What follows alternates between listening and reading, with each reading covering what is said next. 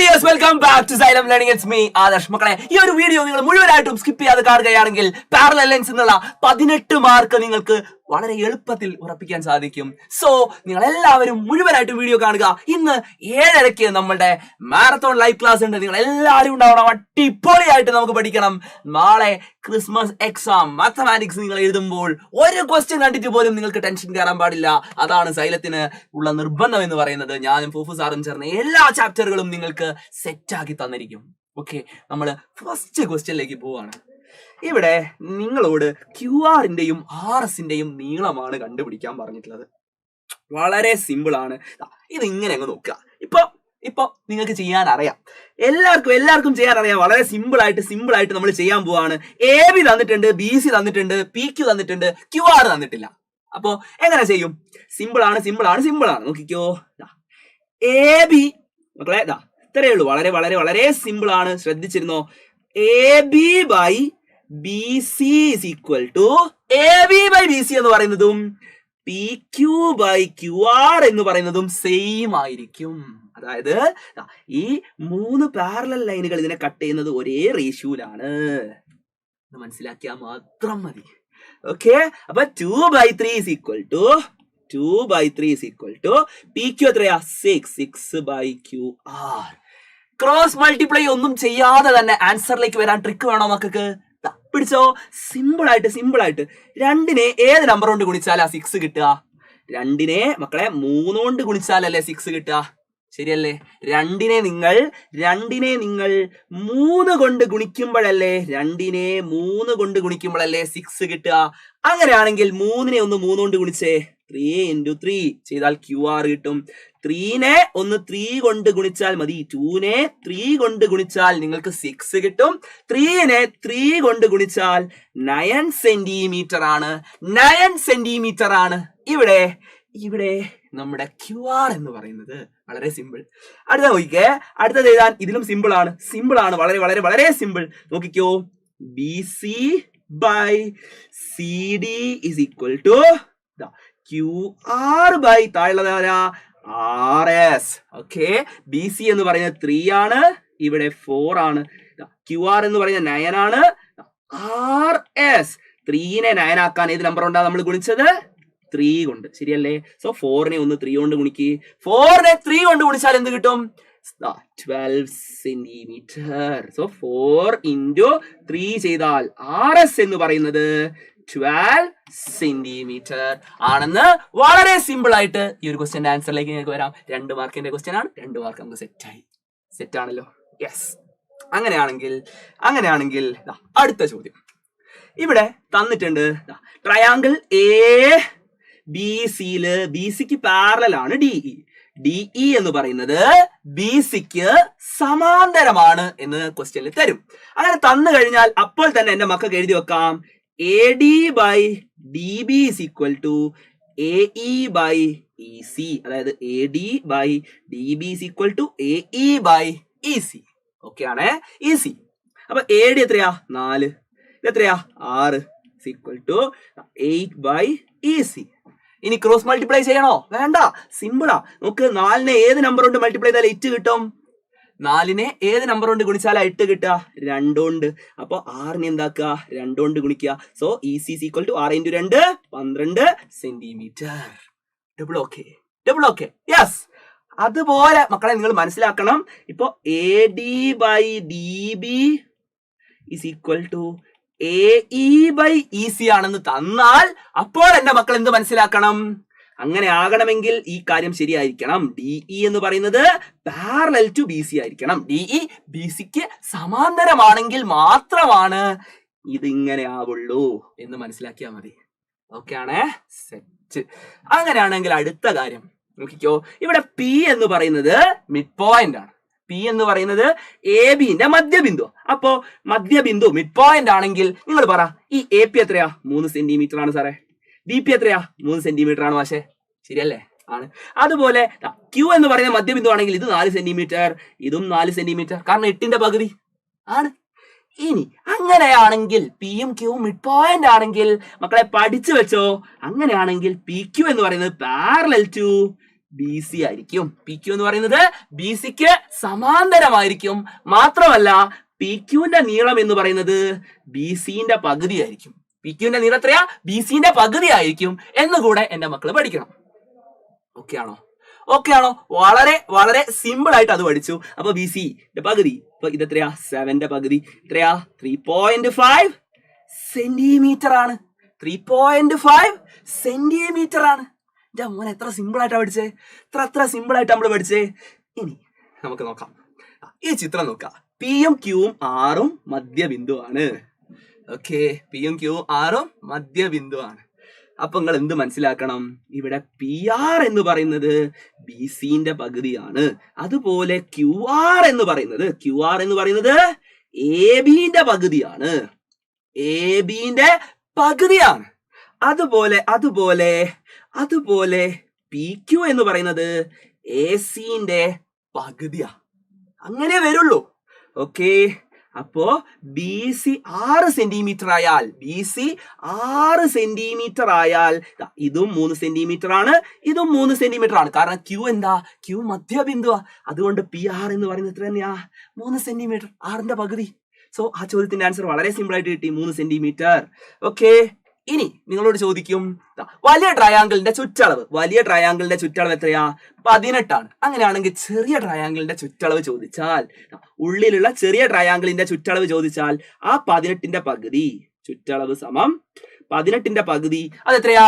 18ന്റെ പകുതി എന്ന് പറഞ്ഞാൽ സിമ്പിൾ എത്രയാ? 18ന്റെ പകുതി എന്ന് പറഞ്ഞാൽ 9 സെന്റിമീറ്റർ. ശരിയല്ലേ? ഇത് സ്റ്റെപ്പ് എഴുതിയിട്ട് വേണം നമുക്ക് ചെയ്യാൻ. നോക്കിക്കേ, perimeter of triangle P Q R. ഇപ്പോ നിങ്ങളൊരു ബാക്ക് ബെഞ്ചർ ആണ്, ഒന്നും അറിയില്ലെങ്കിൽ ഇങ്ങനെ എഴുതിയാൽ മതി. ഇനി നിങ്ങൾക്ക് A+ ആണ് കിട്ടുന്നതെങ്കിൽ ഇങ്ങനെ എഴുതുക.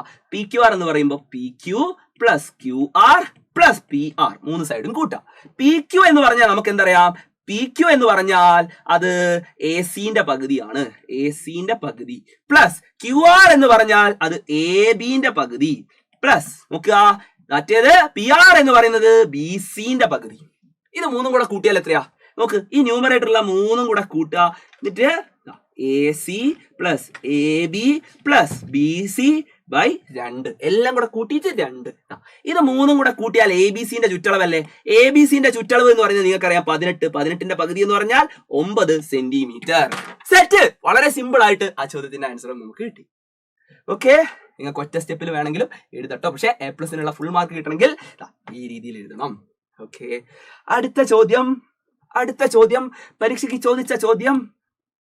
നോക്കിക്കോ. നിങ്ങളോട് ചിലപ്പോൾ ചോദിക്കും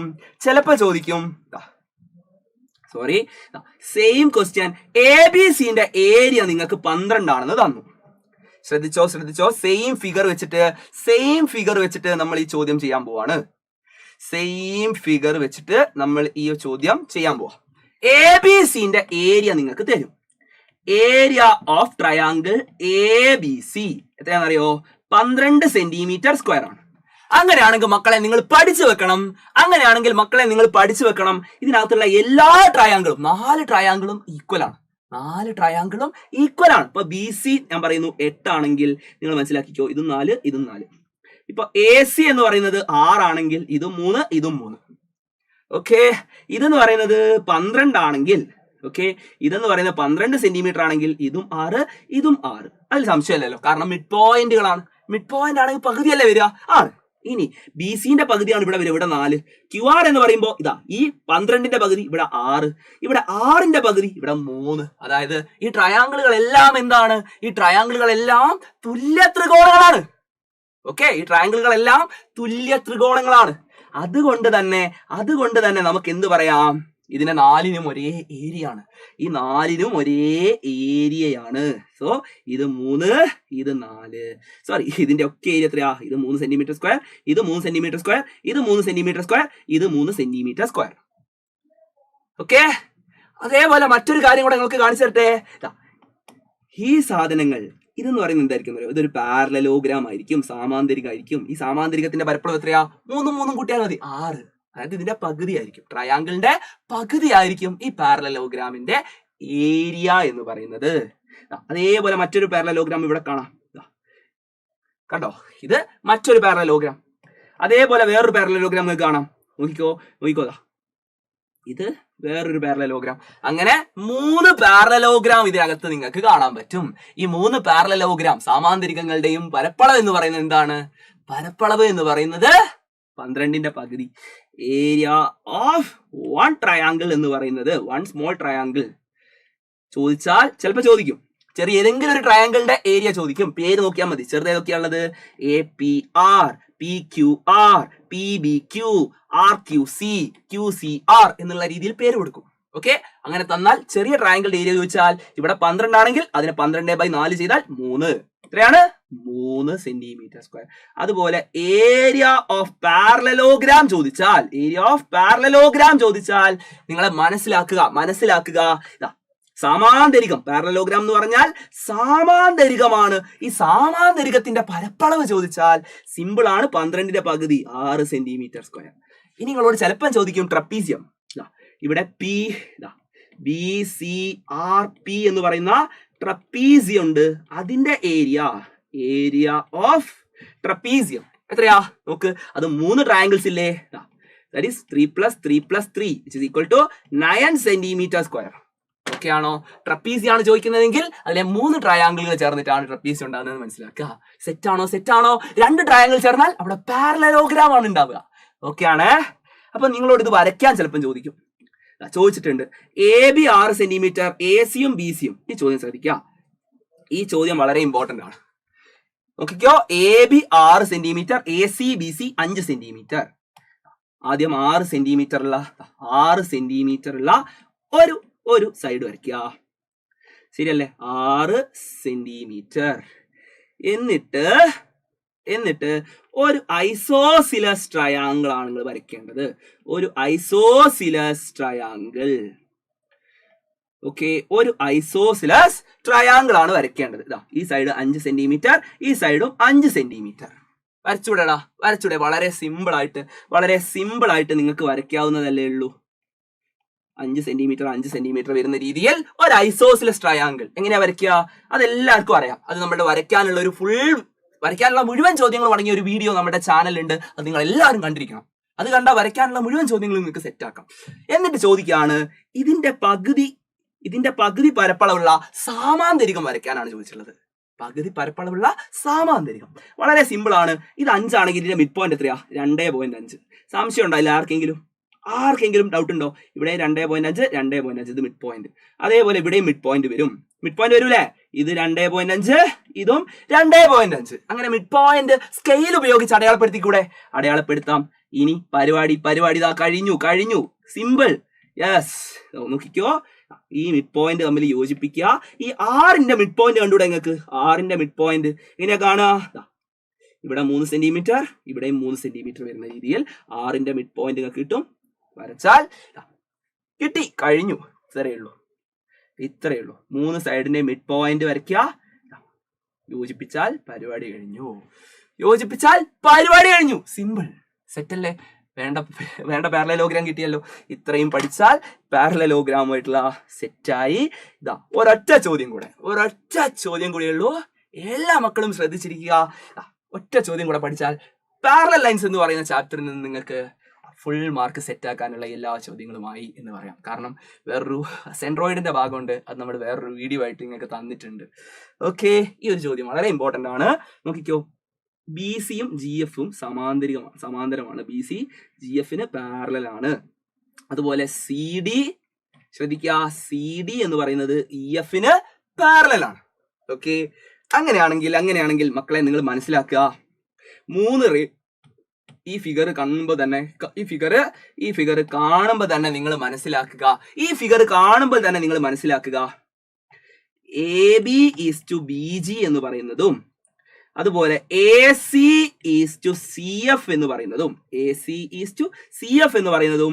AD ഈസ് ടു DE എന്ന് പറയുന്നതും ഈ 3 സെയിം ആണ്. ഓക്കെ, അത് പാരലൽ ആയതുകൊണ്ട് ഇത് രണ്ടും പാരലൽ ആയതുകൊണ്ട് ഈ റേഷ്യോ സെയിം. അതുപോലെ ഇത് രണ്ടും പാരലൽ ആയതുകൊണ്ട് ഈ റേഷ്യോ സെയിം. അതുകൊണ്ട് ഈ 3 റേഷ്യോയും സെയിം ആണ് എന്ന് നിങ്ങൾ മനസ്സിലാക്കുക. അപ്പോൾ എസിയും CFും തമ്മിലുള്ള റേഷ്യോ 3:1 ആണെങ്കിൽ, ഇത് 3:1 ആണെങ്കിൽ എബിയും ബിജിയും തമ്മിലുള്ള റേഷ്യോ എത്രയാ? 3:1. 3:1. അപ്പോ എ ബി എന്ന് പറയുന്നത് 15 സെന്റിമീറ്റർ, എ ബി 3x ആണെന്ന് എടുത്താൽ ബി ജി എത്രയാ? എക്സ്. ശരിയല്ലേടാ? ശരിയല്ലേ? A B is to B G എന്ന് പറയുന്നത് 3:1 ആണ്. അപ്പൊ നമുക്ക് എഴുതി വെക്കാം, എ ബി എന്ന് പറയുന്നത് 3x ആണ്, ബി ജി എന്ന് പറയുന്നത് 1x ആണ്, 1. ഓക്കെ, കാരണം എ ബി എന്ന് പറയുന്നത് 3x, അതുപോലെ ബി ജി എന്ന് പറയുന്നത് 1x. സെറ്റാണ്. എ ബിന്റെ നീളം എത്രയാ മക്കളെ? എ ബിന്റെ നീളം നിങ്ങൾക്ക് തന്നു 15. 3x 15 ആണെങ്കിൽ x എത്രയാ? 15/3. That is equal to 5 centimetre. ശരിയല്ലേ? എത്രയാണ്? 5 സെന്റിമീറ്റർ. സെറ്റ്. അടുത്ത ചോദ്യം, ഈ രണ്ട് ചതുർഭുജങ്ങളുടെ